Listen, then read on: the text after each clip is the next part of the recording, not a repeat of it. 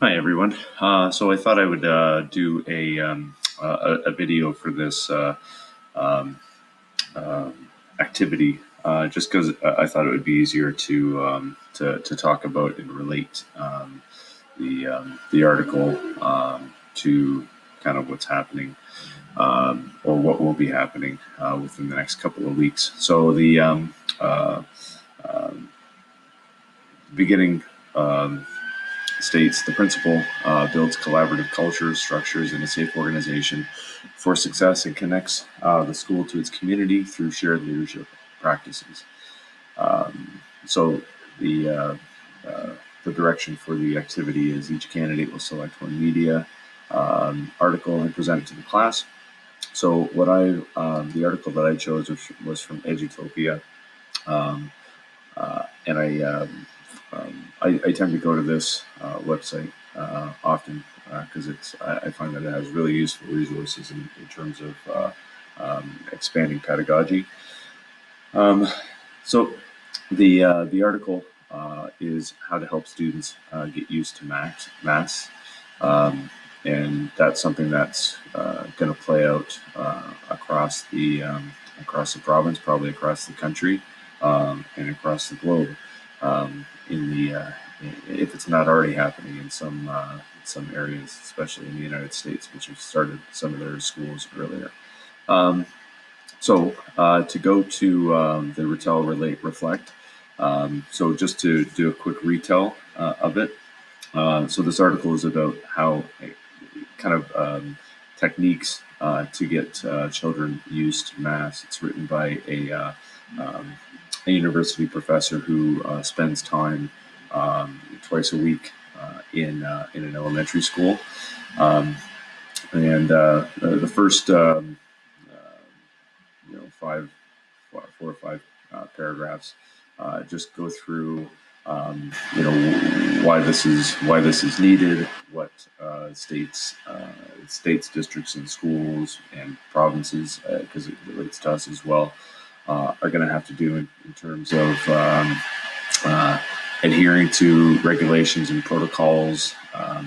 Especially in Ontario, some areas are going to have mask mandates, so they're going to have to ensure that students are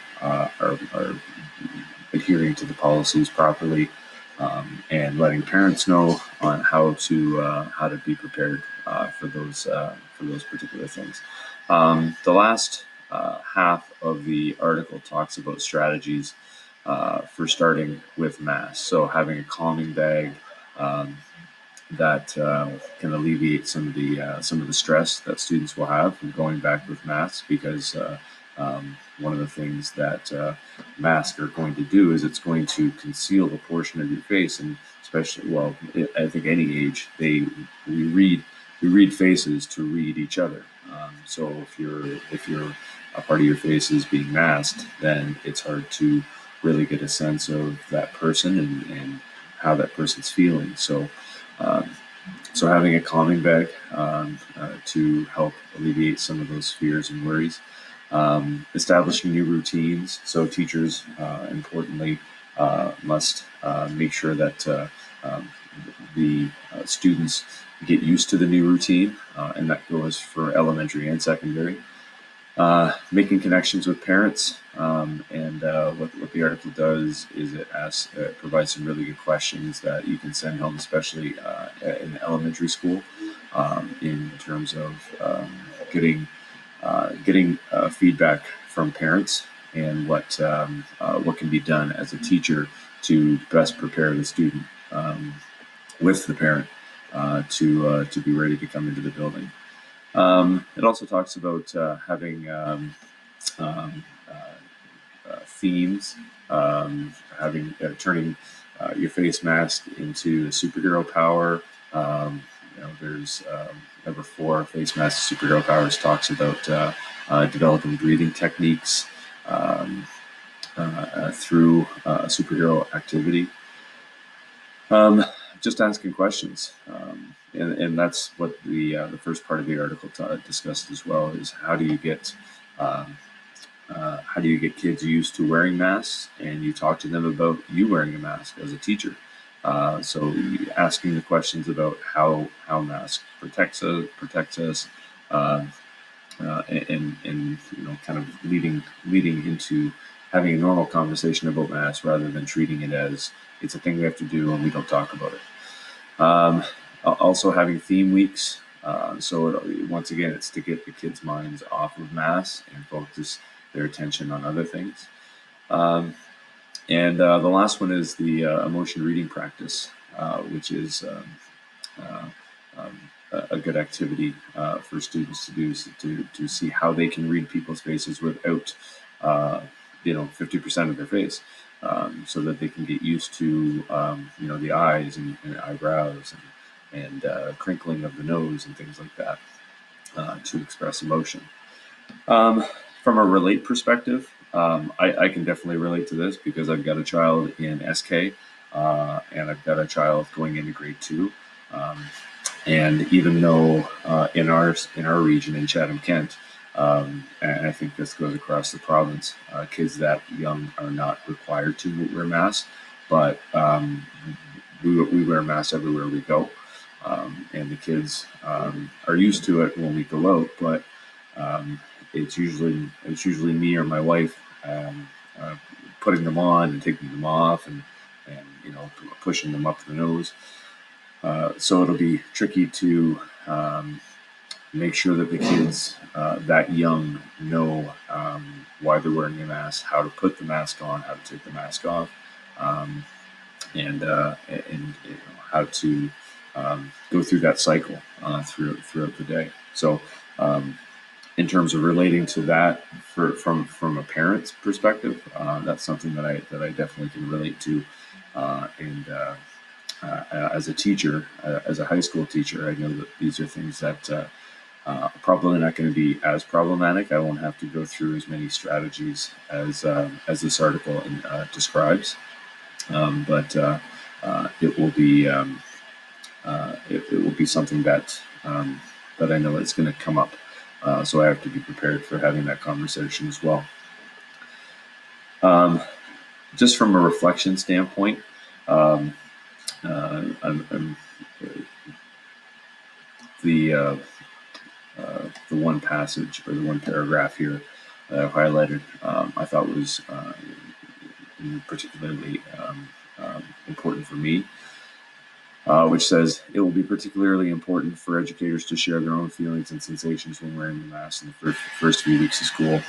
When we share our vulnerabilities, worries, and questions, we can sit beside our students in creating a safe, open space for them to express their concerns and worries. And I thought that was uh, very practical advice because I think we need to show kids that we're just doing this, we're going through this just like they are. We have no more experience than they do when it comes to this, so I think we need to learn together.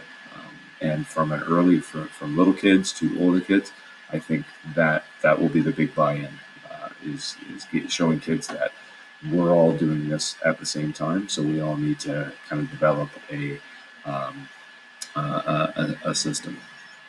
Um, the uh, um, the other thing that I liked about this article was the fact that it had strategies, and could provide strategies. Once again, not ones that are used across the board, but just ones that are going to be used, specifically for the elementary level. So I thought that was important. Um, Now, when it comes to the two final questions, what impact does this issue have on administration?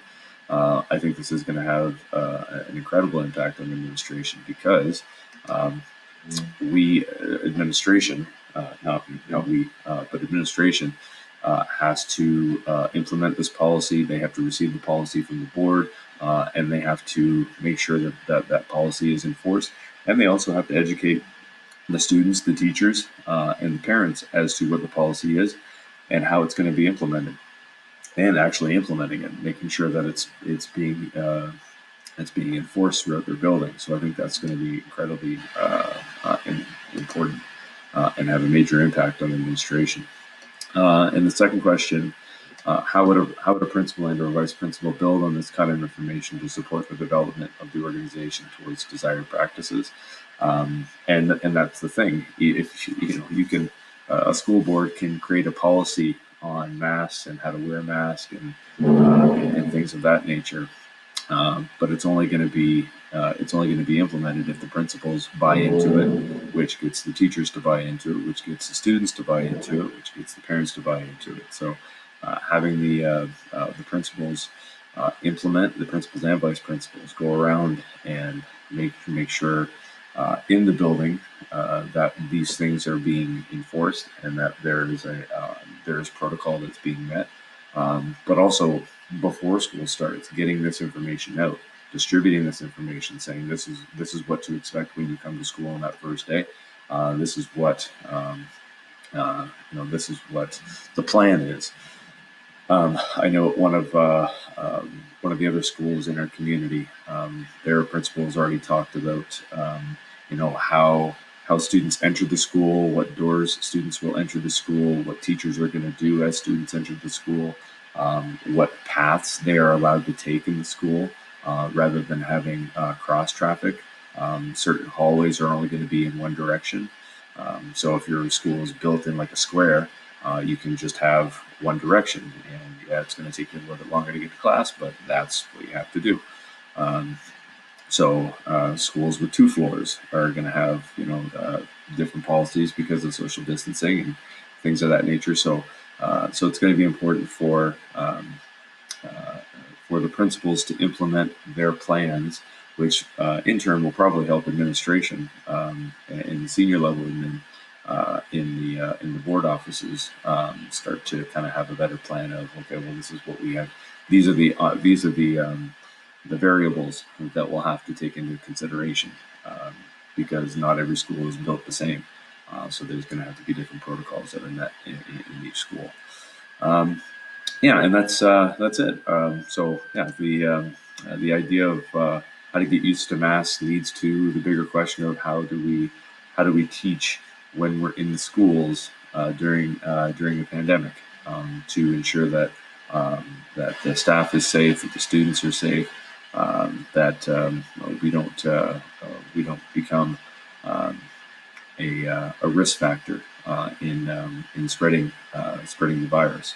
So yeah, that's the article. I've posted the link to the article so you can access it and read it if you'd like, and hopefully hopefully you do, because I found it to be a very interesting article. Okay, thank you very much. Have a good day, everyone.